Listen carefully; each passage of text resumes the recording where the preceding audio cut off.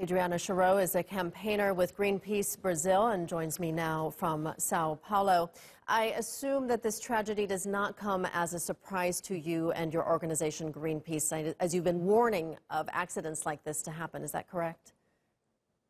Is that correct? It's not an accident. It's a social and environmental crime that could be avoided.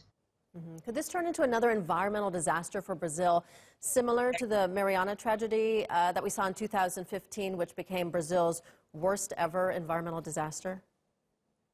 Exactly. Greenpeace has been warning since that time that we are creating a kind of fabric of Marianas if the decisions on the government, and the new government especially, goes in the direction to loosening the environmental licensing, if the companies are not accordingly punished.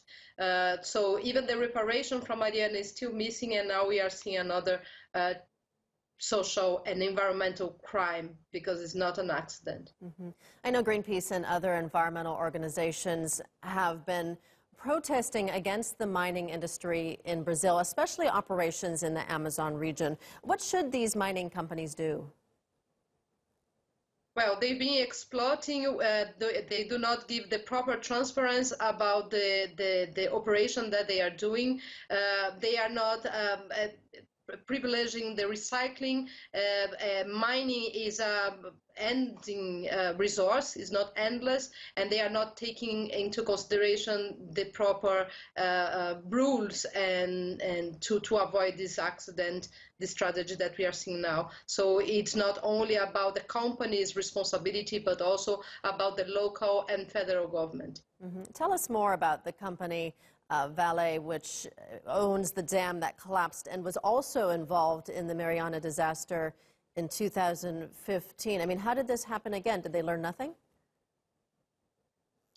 Definitely, they weren't punished accordingly, so they didn't learn at all. The ownership of this, they had a partnership with Samarco in Mariana, and they also own 50% of this dam that collapsed in Brumadinho. They are huge. They're one of the biggest companies in the country. They've been using. They are having a huge impact in several zones, not only in the Amazon, but we are seeing here in Minas Gerais. And unfortunately, they didn't provide the proper transparency about the monitoring of these infrastructure enterprises.